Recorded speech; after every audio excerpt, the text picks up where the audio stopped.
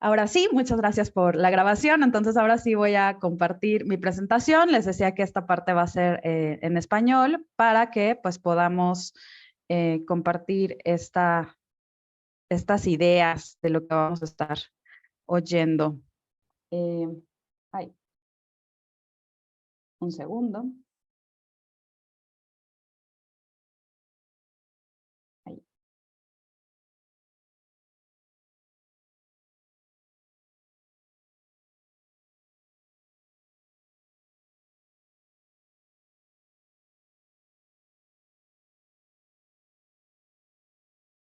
Listo. En lo que pues, empiezan a ver mi presentación, les cuento un poquito. Yo empecé a trabajar con esta con esta teoría de la adultez emergente, empecé a trabajarla en el año de 2010, cuando empecé a trabajar con mi tesis del doctorado. Y en la tesis del doctorado me di cuenta que estaba trabajando con temas de adultez emergente. Entonces ahí contacté a Jeffrey Arnett, estuve en Clark por un mes en 2013, conocí a varias personas que todavía están en el equipo, lo cual me hizo muy feliz.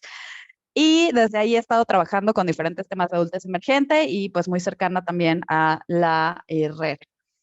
Y lo que les voy a contar hoy en los siguientes 10 minutos, literalmente, para tener tiempo también de conocer el trabajo de Inma, es un poco lo que he venido trabajando en términos generales en México, que me parece que hay algunas otras investigaciones. Sé que hubo una en la Universidad de Guadalajara y que hubo una en la frontera sur en Chiapas.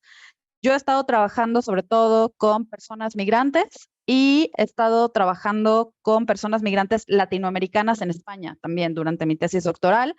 Y lo último que hice fue aquí en México, que es lo que les voy a contar.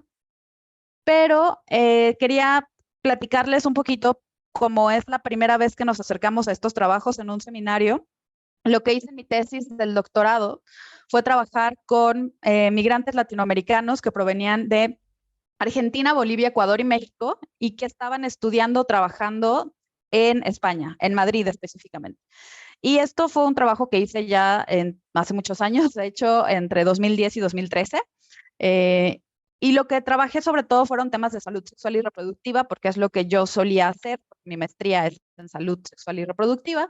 Entonces, lo que a mí me llamaba la atención era saber sobre todo qué eran estos cambios que podían haber y si esos cambios sobre todo se debían a que la persona migraba y después tenía conductas más similares a lo que era la adultez emergente o que ya eran personas adultas emergentes y al migrar, entonces esto podía incrementar como esas formas de trabajo. Sobre todo porque cuando yo empecé a trabajar en 2010 estos temas y cuando hice la propuesta en 2009, todavía había muy poca información sobre personas adultas emergentes en América Latina.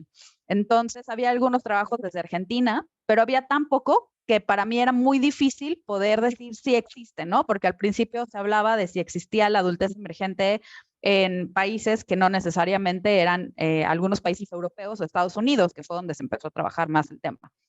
¿Dónde encontré más cambios? Encontré más cambios en la pérdida de religiosidad, que es un tema que se ha venido trabajando mucho en adultez emergente, aunque no era mi tema, y temas sobre sexualidad, sobre el cambio en prácticas sexuales, porque hablaban de sentirse mucho más libres, un tema de control social.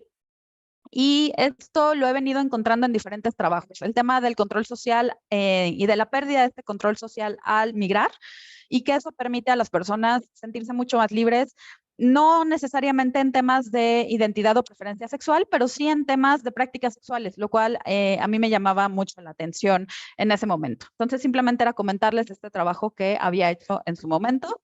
Y lo que sí les quiero contar un poquito más a detalle es este último proyecto que estuve realizando durante la pandemia por COVID-19. Al principio de la pandemia, yo estuve colaborando con un equipo de trabajo de UCL en Londres y este equipo de trabajo liderado por Cecilia Vindrola y Ginger Johnson, ellas estaban trabajando desde investigación cualitativa rápida, que es como Rapid Qualitative Assessment, y ellas en este trabajo nos invitaron a países de América Latina a poder colaborar en estas diferentes investigaciones que se estaban replicando en muchos países. El trabajo fue con personal en primera línea que atendía COVID, pero el trabajo de nosotras en México, que yo coordiné, también fue realizado con personas adultas emergentes y cómo vivían el tema de la pandemia en la Ciudad de México. La Ciudad de México fue una de las ciudades, como probablemente saben, Ciudad de México es una de las ciudades con más población en el mundo y una de las ciudades con más población entre 18 y 29 años.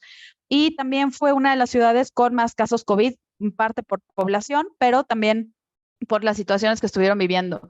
Y a mí me interesaba conocer porque los medios de comunicación hacían mucho énfasis en que las personas que estaban, las personas jóvenes en general, estaban teniendo muchísima irresponsabilidad en la forma en la que se comportaban durante los primeros meses de la pandemia. Seguían saliendo de fiesta o no se cuidaban lo suficiente.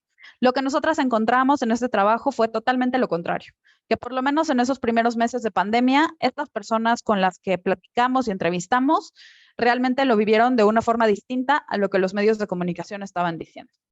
¿Qué hicimos? Hicimos entrevistas semi-estructuradas para conocer las experiencias que vivían estas personas adultas emergentes durante la pandemia por COVID-19 y todo fue en Ciudad de México. Todas fueron entrevistas cualitativas con esta metodología rápida porque la intención era que se publicara rápido.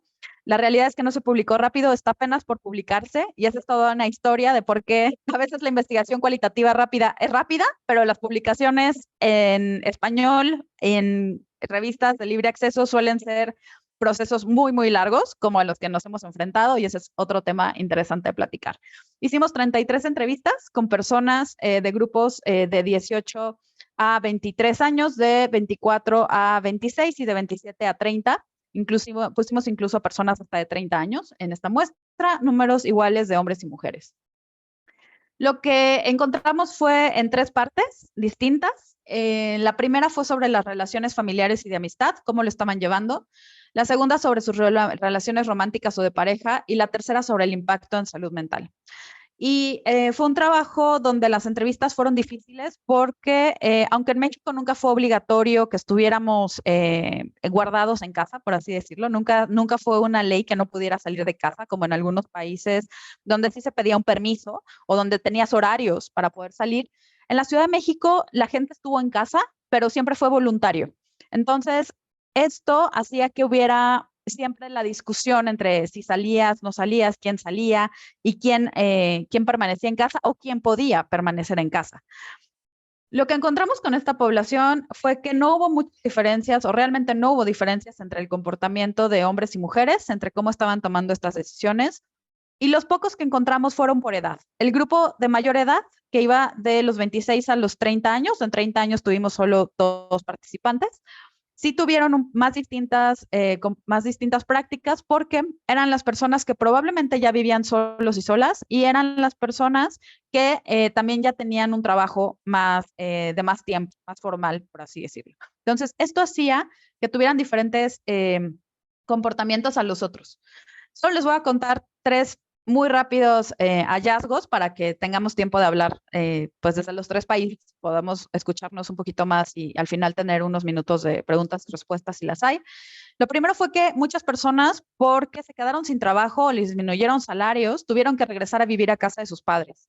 Y esto fue un shock muy grande para muchas personas porque era volver a las normativas y a las reglas que tenían en casa de padres y madres. Y para quienes llevaban ya mucho tiempo fuera de casa fue muy complejo adaptarse a esta vuelta. Porque cosas tan sencillas a lo mejor como tener horarios para comer o que les preguntaran a dónde vas cuando estaban saliendo de casa.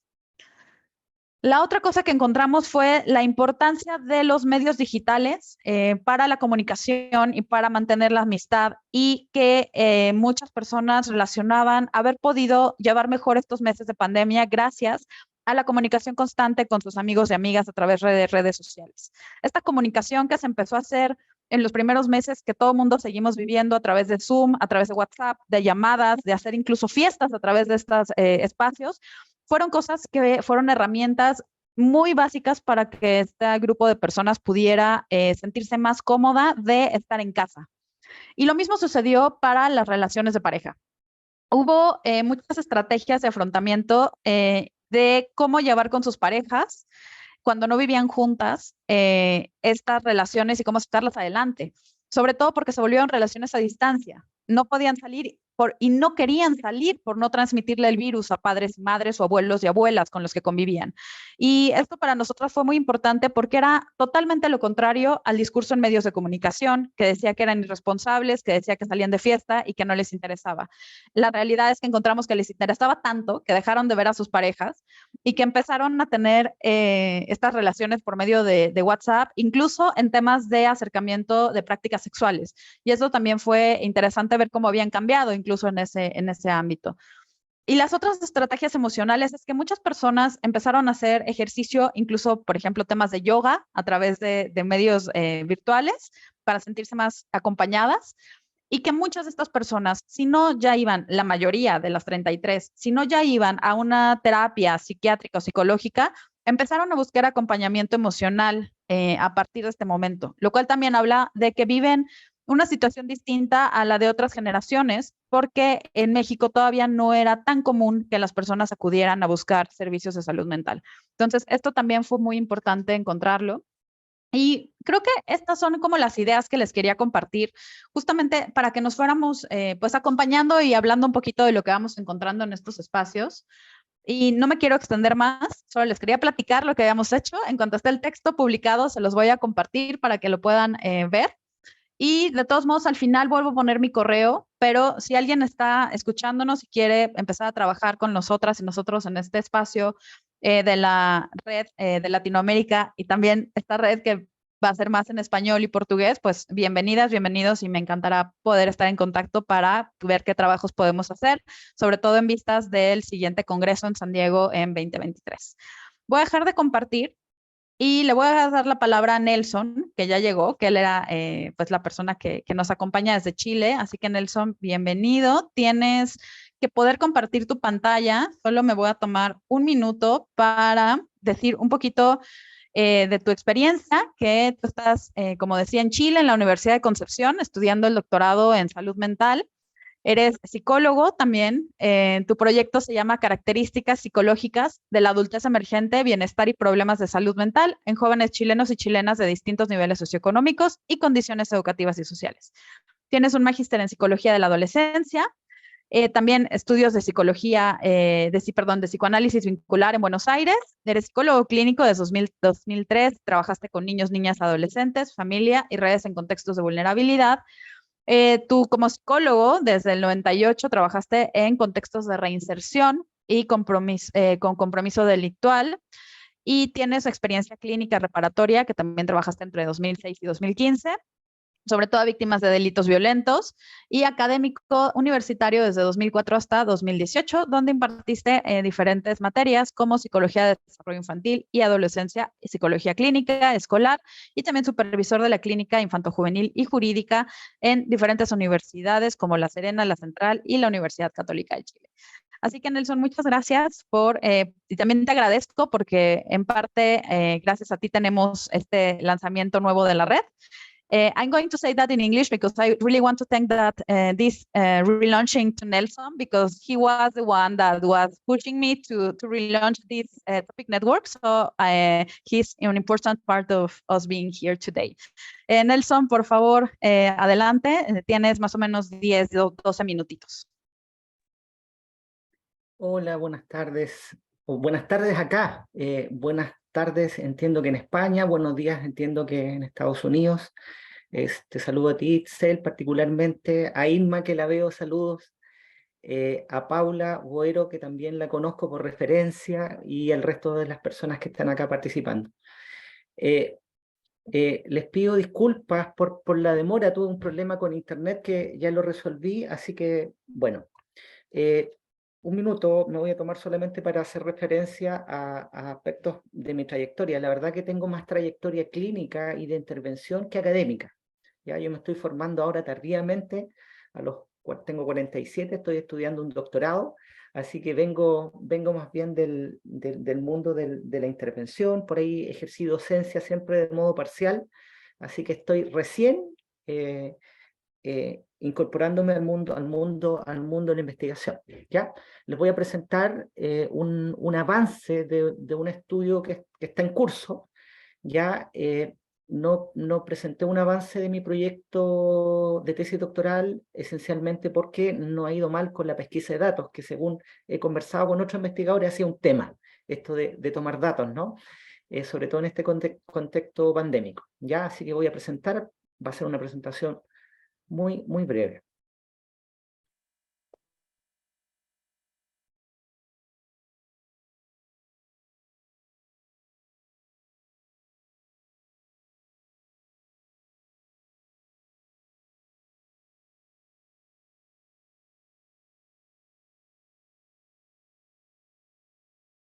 Em,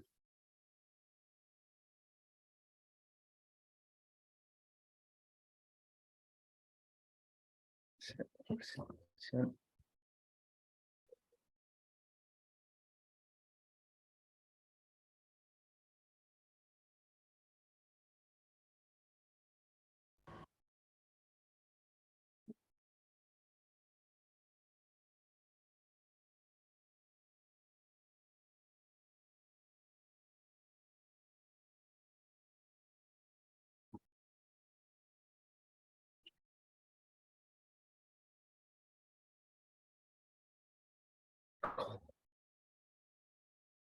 No sé qué pasa acá.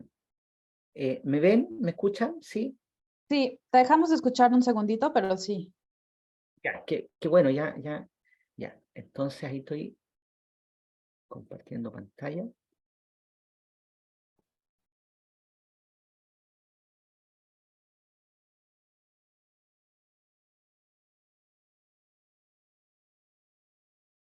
Ya, ahora sí, ¿ven la pantalla, no?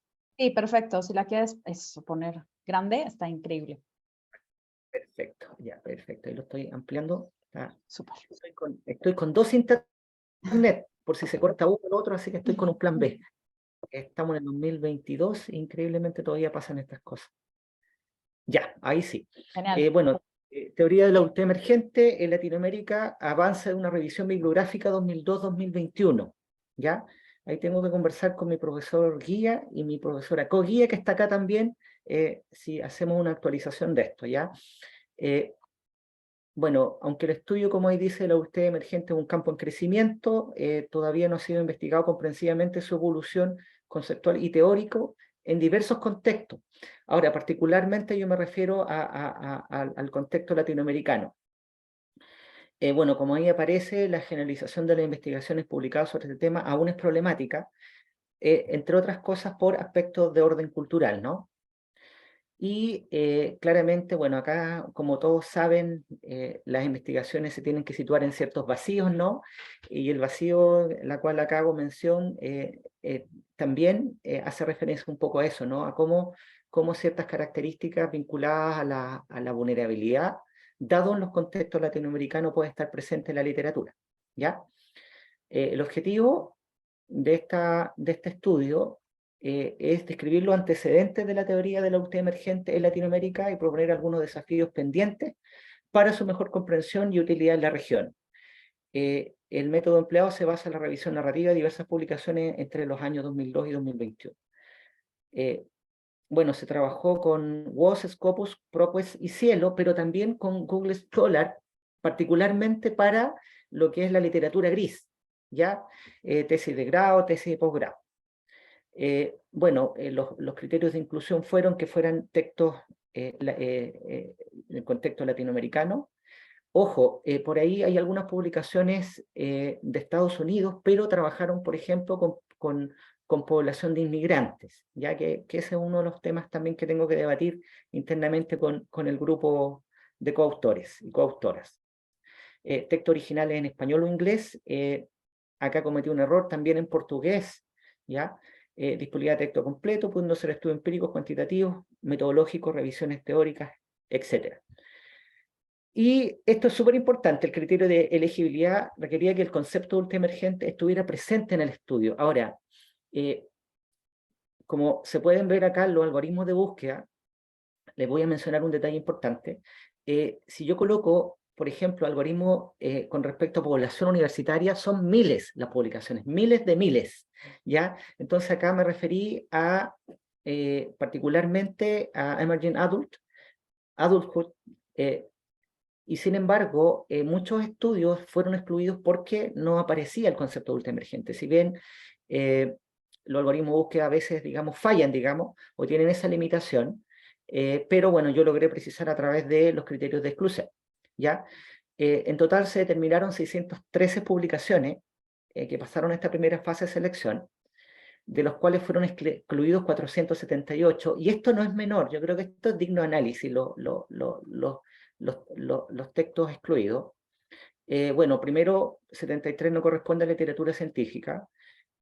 Estudios con participantes latinoamericanos se excluyeron 73, si bien tenían algoritmo de búsqueda vinculado a países latinoamericanos, aparecían más bien de manera significativa 73 artículos que daban cuenta de países como Israel, China, por ahí Uganda, Estados Unidos, España, Portugal, por recordar algunos, y que no se referencia al adultez emergente de 223, es decir, eran artículos, por ejemplo, que daban cuenta de estudio en población universitaria, pero ni en su conceptualización, ni siquiera en la bibliografía, uno podía encontrar referencia a la adultez emergente. Yo como León me iba directamente a ver el estudio de Arnett, por ejemplo, en la bibliografía, nada. Sin embargo, sí, de esos 223 que no se hace referencia, hay estudios interesantísimos, por ejemplo, en población en contexto universitario, incluso de características psicológicas que es algo muy relevante, digamos, que está a la base de los estudios de la adultez emergente. Entonces, pero no hace referencia a la teoría de la adultez emergente. Y estudios no humanos 109, una cantidad enorme de estudios en insectos, ¿ya? Que a propósito algunos los leí, moscas, abejas, coleópteros, en fin. Me llamó mucho la atención eso, digamos, que apareciera. Quizás debía haber filtrado por revista, ¿no? Pero me pareció interesante. Ahí hay un hallazgo que les quiero compartir al final. Y los textos incluidos, los textos que están en este momento en preanálisis son 135. Y los dudosos no resueltos son 5 que tienen que ver con elementos ya más finos que por razones de tiempo no se los voy a mencionar. Este es el único hallazgo preliminar cuantitativo que podríamos decir tengo en esto, que yo considero, si bien lo considero básico, pero sí considero relevante presentarles, ¿ya? Que todos estos estudios encontrados, estos son los países, ¿ya? Que ojo, acá dice número de estudios con muestras participantes por país, ¿ya? Lo cual lo lidera Brasil, México, Argentina, Chile y Colombia, ¿ya? Y los otros países cuentan con algunos estudios. Ahora, es importante acá precisar que habla de muestras participantes por país, ¿ya? Porque de repente hay estudios, por ejemplo, estadounidenses que trabajan hacen estudios comparativos que emplean muestras, por ejemplo, de países latinoamericanos. Uno de los países que más apareció en estudios de análisis comparativo, no sé si con un alcance transcultural, pero fue Perú, por ejemplo. Perú aparece mencionado en sus 3 estudios, son estudios transculturales, ¿ya? O con pretensión transcultural, por ejemplo. Lo mismo con Haití, ¿ya? Así que esto creo que es un hallazgo interesante que nos da un barniz en términos globales de las publicaciones encontradas en este periodo, ¿ya? De acuerdo a los criterios que yo les mencioné previamente, ¿ya? Estoy trabajando en este momento respecto a las temáticas, ¿ya? Y no les quise ofrecer resultados preliminares porque todavía estoy en eso y estoy en la fase de categorización, y eso ahí voy a requerir ayuda de los coautores, ¿ya? Algunos análisis en curso que esto quiero compartir. El primero, que hay una cantidad importante en donde se emplea población de adulto emergente para la validación de instrumentos. Situación que al menos en mi opinión es cuestionable, sobre todo considerando que hay variables, en este caso los componentes, por ejemplo, que define Arnett, que son susceptibles de cambio, de transformación. Entonces, yo creo que hay un elemento ahí que al menos requiere cierta reflexión, dar vuelta. En Chile hay muchos instrumentos que se están empleando con población adulta que fueron validados con población de adultos emergentes. Entonces creo que ahí hay un punto interesantísimo a debatir, a reflexionar. Lo segundo, la limitación en el uso del concepto adulto emergente observado en estudios de población universitaria. yo una vez le pregunté a una colega de una universidad chilena que se llama Universidad del Desarrollo, y le pregunté qué ella investiga por esa universitaria, y yo le consulté por qué ella no empleaba el concepto de adultez emergente. Y ella señalaba que el concepto de adultez emergente más bien corresponde a cierto estatus social, a cierto segmento que tiene acceso a mayores oportunidades, ¿ya? Sin embargo, bueno, yo lo estoy revisando en mi proyecto de tesis, eso no es así, digamos, hay bastante evidencia que dice que hay aspectos que trascienden las variables socioeconómicas, pero eso todavía está en curso. Ahora, de mi punto de vista, yo no sé si ustedes lo comparten, hay una cierta, no sé si sesgo limitación al empleo del concepto de adulto emergente por ese punto, ¿ya? Porque pareciera ser que no se ha podido demostrar, voy a colocar entre comillas, esa universalidad o esa cómo atraviesa incluso diferencias de orden cultural o de orden socioeconómico, ya que yo creo que es un gran tema y es lo que yo estoy trabajando en mi proyecto de tesis. Lo siguiente, la dificultad de la delimitación del concepto de adolescencia, adolescencia tardía, juventud, estudiante universitario y adulto emergente. Ahí hay un territorio muy espumoso y la literatura, la verdad que es bastante diverso, ¿ya? Incluso por ahí me encontré con estudios que trabajaba con jóvenes de 20 a 24 años y se denominaba adolescencia tardía, por ejemplo, ¿ya? Entonces, yo creo que todos ustedes se deben encontrar a eso, ¿no? En la revisión de la literatura sobre el tema. La importancia de los estudios comparativos, se encontraron hasta el momento varios estudios, y eso es muy interesante, en donde incluso aparecen variables diferenciadoras de tipo cultural, variables émicas, como diría acá la colega Boero de la Universidad de la Frontera, ¿no? Donde ellos están trabajando o están trabajando de manera importante ese concepto acá en Chile. De hecho, ahí se tiene una validación del instrumento, o una segunda etapa de la validación del instrumento. Y la relevancia del estudio de la evolutiva de diversos aspectos del desarrollo. Esto yo lo encontré sobre todo en los textos, en la literatura excluida por no pertenecer a estudios latinoamericanos, pero lo consideré súper relevante. Por ejemplo, en poder comprender la evolutiva de trastorno del espectro autista, trastorno oposicionista desafiante, por ejemplo, cómo evolucionaba eso en la adultez emergente. Eso lo consideré muy relevante. De hecho, es un ejemplo, digamos, ¿no? de la relevancia de estudio evolutiva en distintos aspectos del desarrollo. Y finalmente, revisar algunos puntos vinculados a poner en reflexión la definición cultural de la adultez emergente. Y con esto termino. Yo encontré un artículo de estudio en ratas, y obviamente lo excluí porque eran estudios en no humanos, criterio 4 de exclusión. Sin embargo, ahí había una distinción de adultez emergente, cosa que me pareció muy extraña, ¿ya? Cosa que me pareció muy extraña. Quiero revisar y quiero leer completamente ese texto, que no sé si alguno de ustedes tiene referencia a eso. Pero más allá de lo anecdótico, por ahí me ha tocado revisar cierta literatura respecto a los ajustes en términos de la epigenética en el desarrollo de la adolescencia y en su transición a la adultez. Y se habla, entre otras cosas, por ejemplo, en que el periodo en donde se establece esta bilateralidad entre, por ejemplo, el sistema mesolímbico y la corteza prefrontal se da entre los 25 y 30 años. Entonces, pareciera ser que hay ciertos elementos que en este momento se están explicando, se están estudiando en la neurociencia, que darían cuenta de ciertas características en este periodo etario, ¿ya? Entonces, si bien Arnett y como muchos de los que desarrollan el tema parten de la base que es una definición cultural, pero hay ciertos elementos en neurociencia, al menos, que podrían estar dando ciertas características que me parecen relevantes, ¿ya? Y eso también lo encontré por ahí en la literatura, ¿ya? Así que espero haber sido breve. No sé si los comentarios y consulta lo hacemos al final, Itzel, o ahora. ¿Mm?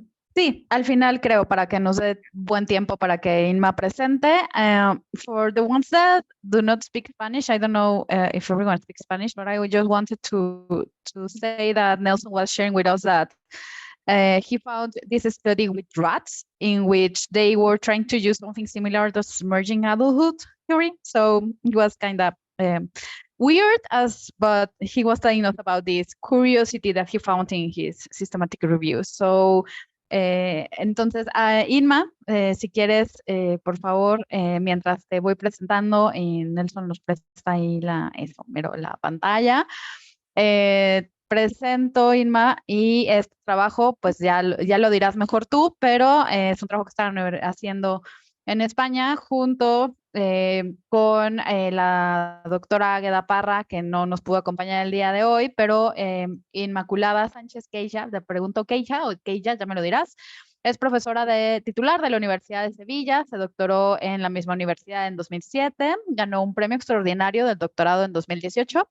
Su labor se ha centrado en la investigación de justamente la adolescencia y la adultez emergente, intentando a través de esta investigación y los datos que ha ido encontrando, desmitificar justamente un poco lo que hablaba Nelson, ideas sesgadas en torno a estas etapas evolutivas y dando una idea más ajustada a la realidad. Es coordinadora, investigadora principal del proyecto, co-investigadora principal del proyecto Transición a la Adultez en España, que se abrevia TAE. Por ahí tienen un Twitter muy interesante, si ahorita nos lo quieres compartir también, Inma, porque ahí presentan varias de esta información. Y también es investigadora del estudio Health Behavior in School Children en España. Ya ha colaborado en más de 30 publicaciones nacionales e internacionales, alguna de ellas con más de 300 citas. Felicitaciones. Y además fue secretaria docente y vicedecana de calidad en la Facultad de Psicología de la UNED de 2007 a 2010 y actualmente vicedecana de estudios en la Facultad de Psicología de la Universidad de Sevilla. Así que, Inma, adelante. Muchísimas gracias por aceptar acompañarnos el día de hoy y ojalá que podamos seguir contando con sus colaboraciones en esta nueva red que estamos intentando lanzar. Pero muchas gracias, Itzel, y muchas gracias a todos pues, por aceptarnos, ¿no? en la reunión. Somos un poquito de la otra parte del charco, pero es verdad que nos sentimos realmente unidos a vosotros, entre otras cosas por este lenguaje común que nos sirve, ¿no? Y es como especial para nosotros poder presentar algo en español en la Society for the Study of Emerging Adulthood, pero hablamos en español, ¿no? Quiero disculpar a mi compañera Águeda, en principio iba a ser ella quien nos contara lo que hacemos nosotros aquí en nuestro proyecto, pero bueno, ha caído enferma. Y entre las dos somos las dos IP, las dos investigadoras principales del proyecto, pero como veis es un proyecto en el que participa mucha más gente, ¿no? Este es el equipo de investigación nuestro y si vamos a presentarnos a más gente, pues queremos que sepamos, somos todos estos. El grueso somos profesoras y investigadoras de la Universidad de Sevilla, pero también tenemos compañeros en la Universidad del País Vasco y dos compañeras, que una de ellas está ahora mismo también aquí, Rocío la he visto por ahí antes, igual que Mari Carmen García Mendoza. Son compañeras de la Universidad de Osuna, que es un centro adscrito a la Universidad de Sevilla, y además Jeffrey Arne, pues igual que con Itzel, pues hablar con él para decirle que queríamos empezar a estudiar adultez emergente y se prestó desde el principio a hacernos un poquito de ayuda y ha colaborado con nosotros en cosas tan variopintas como tenerle que pedir quién te ha dirigido la tesis, que lo tenemos que poner en un formulario, ¿no? Igualmente el profesor Andrew Rockwell de la Loughborough University, pues también colabora con nosotros en temas de empleabilidad. Nosotros lo que pretendemos hacer hoy es contaros un poquito lo que hemos hecho hasta ahora. Llegamos al adultez emergente de una forma muy parecida, como ha contado Itzel. Tanto Águeda como yo hicimos la tesis doctoral en el mismo proyecto, que era un proyecto longitudinal con adolescentes. Evaluamos a los chicos cuando tenían 13 años, cuando tenían 15, cuando tenían 17 y cuando tenían 21. Y claro, cuando tenían 21, aquello era el año 2003, quiero recordar, 2002-2003. Y entonces fue cuando descubrimos ARNED y descubrimos la adultez emergente. Un poquito más adelante, pues ya tanto Águeda y yo nos separamos de nuestro director de tesis, él nos apoyó en todo este periplo, y entonces empezamos a investigar por nuestra cuenta y nos centramos en el estudio de la adultez emergente. Poquito a poco, como veis, el equipo ha ido creciendo. Esto es lo que hemos hecho hasta ahora, ¿vale? Entonces, este es un esquemita en el que hemos pretendido enseñar lo que hemos hecho y lo que queremos hacer. Nosotros recogimos en el año 2003 una cohorte de 1.500 personas, adultos y adultas emergentes. Tenían una media de edad de unos 20 años más o menos. Y evaluamos un poquito de todo. Ahora vamos a enseñar algunos de los instrumentos que hemos utilizado, pero realmente lo que hicimos fue una panorámica general. Hasta aquel momento nadie había estudiado la adultez emergente en España, ahora ya hay varios equipos, pero de aquellas había una sola publicación que era de un compañero mexicano que comparaba España y México en algunas dimensiones. Entonces, bueno, pues empezamos lo primero a intentar, con el concepto de adultez emergente, pues ver un poquito cómo estaba la situación. En el año 2018 conseguimos volver a evaluar a 400 de esas personas y acabamos de recibir financiación para volver a evaluar a esas mismas personas. Esperamos si en el 2023 volver a verlo, a ver si llegamos a una muestra de 200 personas, ahí ya van a estar alrededor de los 30 años. ¿Vale? Ya vamos a encontrarnos con gente que prácticamente vamos a tener una evaluación del periodo bastante amplia. La idea era hacer un estudio secuencial de tal manera que pudiéramos evaluar en distintas cohortes qué es lo que está ocurriendo. Así que en el año 2020 pues estuvimos recogiendo datos, una recogida muy similar a la que hicimos en 2015. Recogimos estudiantes universitarios en 2015 de todas las áreas de conocimiento para que no fueran solo de psicología y lo que hemos intentado era recoger también otras muestras, gente que no fuera universitaria. Nos encontramos con la crisis, con el COVID. Entonces nosotros sí que estuvimos encerrados 2 meses, no podíamos salir por ley. Y luego estábamos encerrados en las localidades y no había clases. Entonces no hemos podido acceder a la muestra que queríamos, que era una muestra de gente que no estuviera estudiando, pero al menos hemos cogido a gente que están estudiando otras cosas que no en la universidad y estamos encontrando algunas diferencias. Pedimos financiación ahora, en breve vamos a presentar un proyecto para recoger también el tiempo 2 de estos chicos y chicas, de estos adultos emergentes que hemos recogido.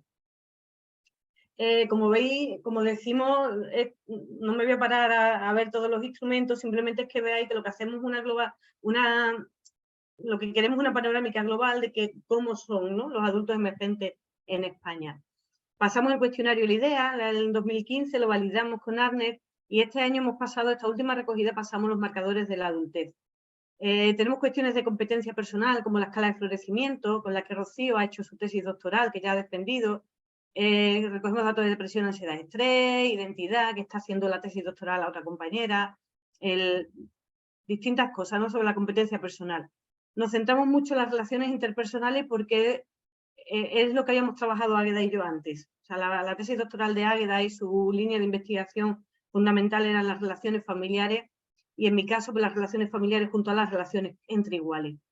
Entonces, bueno, pues hemos recogido mucha información sobre cómo son las relaciones familiares. Igualmente Mari Carmen García Mendoza, que está aquí ahora, pues ha defendido su tesis doctoral y está con un contrato postdoctoral en Portugal en estos momentos, en Oporto, y lo ha hecho sobre las relaciones familiares y estamos intentando pues explorar otros entornos interpersonales como las relaciones de pareja. Luego, sobre el ajuste social, pues hemos intentado evaluar pues, la empleabilidad, también hay una tesis en marcha sobre empleabilidad, la participación cívica, la implicación cívica. Y esa es un poquito la panorámica general de cositas que estamos intentando ver.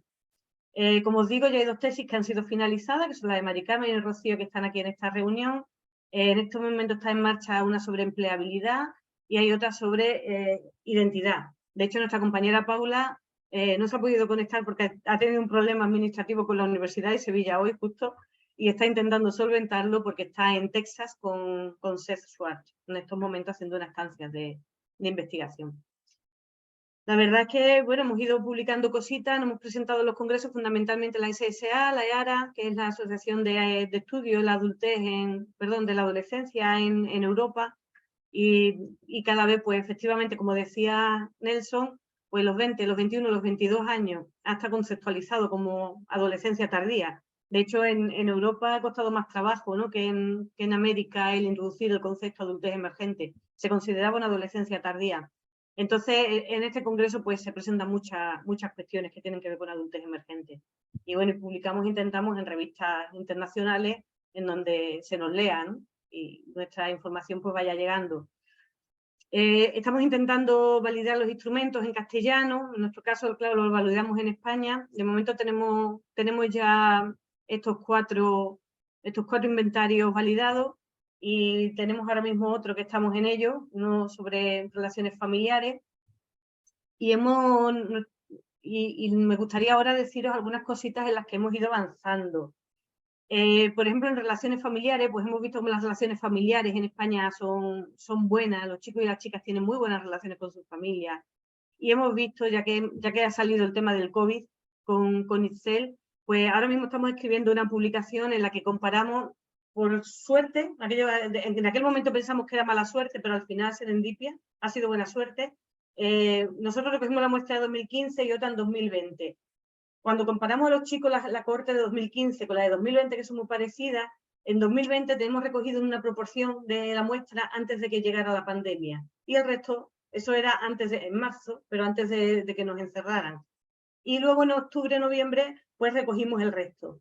Claro, ¿qué es lo que nos hemos encontrado? Que no hay diferencia en las relaciones familiares entre aquella gente que tenía de 2015 y lo de 2020 cuando recogemos antes de la pandemia. Pero después de la pandemia las relaciones familiares en general han empeorado, ¿vale? Entonces ese es uno de los resultados, pues que en estos momentos estamos escribiendo un artículo, las personas que estamos aquí junto a Águeda, ¿no?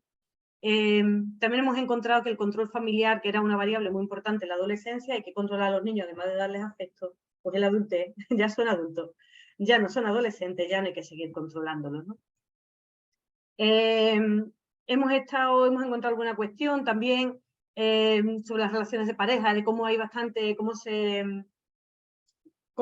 van a traspasar las relaciones familiares a las relaciones de pareja. Y antes de que se me olvide, porque he puesto esto de familia en el sur de Europa, hemos abierto una línea de investigación, o sea que genial que estemos aquí reuniéndonos entre distintos países, porque nosotros tenemos una línea de investigación ahora que creemos muy interesante abierta con los compañeros y las compañeras de Portugal, de la Universidad de Oporto y de Coimbra. Entonces estamos viendo cómo hay cosas en las que los españoles y los portugueses pues nos parecemos mucho. Si nos fijamos, esto es España y Portugal, entonces claro, es que estamos en la misma península, pero también encontramos ciertas diferencias. Entonces, analizar estas diferencias culturales están siendo interesantes. En cuanto a florecimiento, bueno, pues hemos encontrado que hay mucha estabilidad en el florecimiento y que las variables, tanto familiares como con iguales, como con amigos, pues van a explicar el poco cambio que hay a nivel longitudinal, pues lo van a explicar estas variables. Sobre la empleabilidad estamos encontrando, pues ya sabíamos que hay mucha empleabilidad, mucho paro en España y como bueno, los niveles de ellos se perciben también como poco empleables, pero también hay bastante estabilidad en esa percepción de empleabilidad y cuando cambia a que se sienten más empleables con el paso de los años. Y encontramos diferencias de género. Los hombres pues se perciben más empleables, pero es que realmente pues encuentran trabajo con más facilidad que encontramos las mujeres.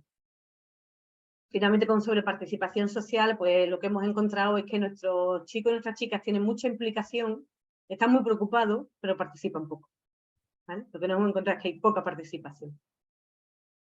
Sobre la identidad, como es una línea que estamos empezando ahora, estamos encontrando algunas diferencias de género. En realidad el género es una variable que está para nosotros siempre presente. Siempre hacemos los análisis diferenciando chicos, hombres y mujeres, chicos y chicas ya son mayores. Y estamos encontrando algunas diferencias de género que estamos intentando interpretar y bueno, estamos viendo también cómo aquellas personas que tienen su identidad más consolidada pues están relacionados con su bienestar. En cualquier caso, esto no es más que pues lo que ya se sabía, porque lo estamos corroborando, que ocurre igual en nuestra muestra. Como decimos, estamos en contacto con los compañeros de Portugal, tanto Marta Díaz como Mari Carmen García Mendoza han hecho estancias de investigación en la Politécnica de Coimbra y en la Universidad de Oporto. El grupo de investigación prácticamente es el mismo, que están trabajando en adultez emergentes, y nos conocimos en Miami cuando fuimos al congreso de la SSA. Con Estados Unidos, pues Jeffrey Anne colabora con nosotros desde el principio y ahora pues está nuestra compañera con Swatch. Y ya estoy en mis 12 minutos, así que ya corto. Simplemente deciros, porque como decía Itzel, mantenemos nuestra página web abierta, la hemos traducido al inglés también, es una página web que hacemos nosotros, no esperéis, o sea, creemos que está bien, pero bueno, técnicamente no es ninguna maravilla porque, bueno, la mantenemos nosotros, la hacemos nosotros, igual que el perfil de Twitter, somos nosotras mismas, somos casi todas investigadoras las que mantenemos ese perfil de Twitter lo más activo que buenamente podemos. Cada artículo que hacemos una infografía que intentamos lanzar por Twitter para que la información llegue al público no especializado y que vaya calando este concepto de adultez emergente en la sociedad en general. Hacemos otras tareas de divulgación, no me entretengo más. Estas son algunas de ellas, y en las tareas de divulgación, una de las cosas que pretendemos hacer, Itzel, es eso que tú has dicho, desmitificar la idea de que nuestros chicos y chicas, tanto los adolescentes como los adultos emergentes, son gente egoísta y que nada más que piensa en sí mismo. Todo lo contrario, tenemos una generación de gente joven que realmente merece la pena y a los que realmente hay que apoyar para que tiren adelante, ¿no? Entonces, bueno, pues este es nuestro proyecto, nuestra foto general. Muchas gracias por escucharnos y bueno, encantada de responder las dudas que puedan surgir. Muchísimas gracias, Inma, por la presentación. Creo que algo interesante, y con eso creo que doy pie a un par de preguntas, es que encontramos cosas similares, ¿no? Tanto en lo que tú haces como en lo que seguramente va encontrando Nelson, como en lo que hemos trabajado acá a lo largo del tiempo. Espero que sigamos encontrando esas similitudes y probablemente en el futuro podamos hacer trabajos en conjunto, que también es parte de la intención de reactivar esta red. Es importante, no lo he dicho, pero es que con Nelson ya estábamos en contacto. Bueno, pues a través la verdad que ni recuerdo cómo nos pusimos en contacto, pero bueno, pues soy la Feliz Coiguía de Nelson, junto a Félix Cova, así que intentaremos llevar este trabajo a buen puerto. Genial, pues me da mucho gusto. Sí, Nelson también, yo por eso lo mencionaba al principio, él me había buscado para platicar y a partir de ahí surgió la idea de reactivar la red junto con lo que había yo hablado con Luciana, porque la tuvimos activa varios años y por diferentes razones pues se fue diluyendo. No sé si tengan preguntas, tal vez entre algo de lo que escucharon. Si alguien no quiere hacer su pregunta en español, pero tiene alguna duda de lo que escucharon y la quiere hacer en inglés, igual puedo traducir algo. O también, de cualquier manera, reitero la invitación antes de que se nos acabe el tiempo. Reitero la invitación a que nos escriban para poder reactivar esta red. Yo sé que a veces no es fácil viajar, pero está el Congreso en San Diego el año que entra, donde también sería interesante reunirnos y hacer, por ahí había la propuesta de hacer una preconferencia, dependiendo de quién vaya a poder asistir al Congreso, pero dejo abierta la idea, por si quieren ponernos en contacto y poder platicar sobre esa opción, también está presente. Y bueno, no sé, insisto, si alguien tiene alguna pregunta, comentario, súper bienvenida.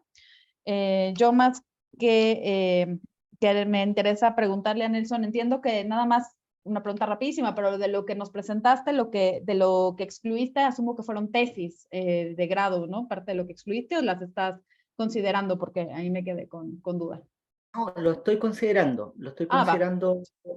Sí, el que esté en los repositorios, sí, está en consideración, Buenísimo. como parte de la literatura gris. Sí, es que Como justo lo que yo he encontrado es muchas tesis y por eso quería saber tu opinión de lo que habías estado revisando. sí.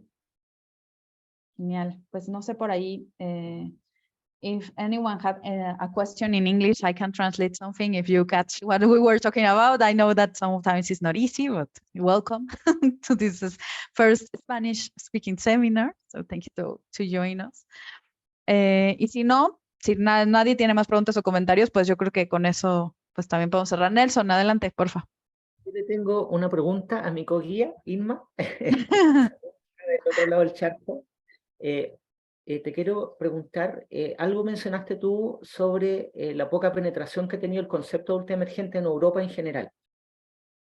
¿Qué países, además de España, Portugal, entiendo que Italia también, por lo que yo he revisado, Grecia, incluso creo que está estandarizado allá o validado más bien ¿cómo ves tú si nos pudieras hacer una breve fotografía, digamos, de cómo está el concepto de adultez emergente en Europa?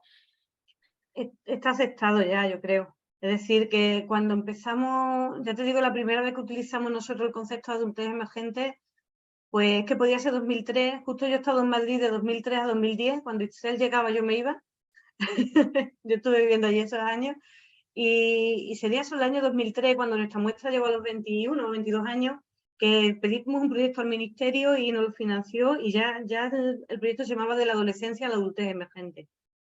Y de aquellas había mucha crítica porque además estaba Leo Hendry, que es una persona pues especialmente relevante en el tema de adolescencia, pues él no no creía que el concepto tuviera sentido. Decía que eso era como hablar de adultez media emergente o vejez emergente, que no tenía mucho sentido. Nosotros alguna vez que mandamos alguna publicación a la revista de la Journal of Adolescence, que es europea, pues nos decían que eso no era adultez emergente, que era adolescencia tardía, que no nos inventáramos nombres. Pero eso era al principio. Si ahora tú te vas al congreso de la EARA, por ejemplo, hemos estado este año en Dublín y hay muchísimas cosas ya sobre adultez emergente en el congreso de la adolescencia. Entonces es un concepto que ya está totalmente aceptado. De hecho, está Ingrid Kuhn, que es, yo no sé si es Noruega o ahí en la península arriba, ¿no? No te sabría decir exactamente de qué país, pero ella, por ejemplo, publica muchísimo. Y hay cosas en Francia, hay cosas en Bélgica, en Holanda, ya está aceptado. Ya está aceptado el concepto como algo que no ha sido algo pasajero, yo creo que ha venido para quedarse. Muchísimas gracias, Inma. Pues creo que ahora sí, para cerrar en tiempo, lo dejaríamos hasta aquí. Y de verdad les agradezco muchísimo por haber participado hoy. Melissa nos hizo favor de grabar, entonces les compartiré la grabación si ustedes la quieren compartir con sus equipos de trabajo. Y pues voy a cerrar en inglés para que pueda quedar ahí la grabación. So thank you so much for everyone to join us today. We are going to close now to closing time. Thank you, Melissa, for your help organizing this, and also to Avi and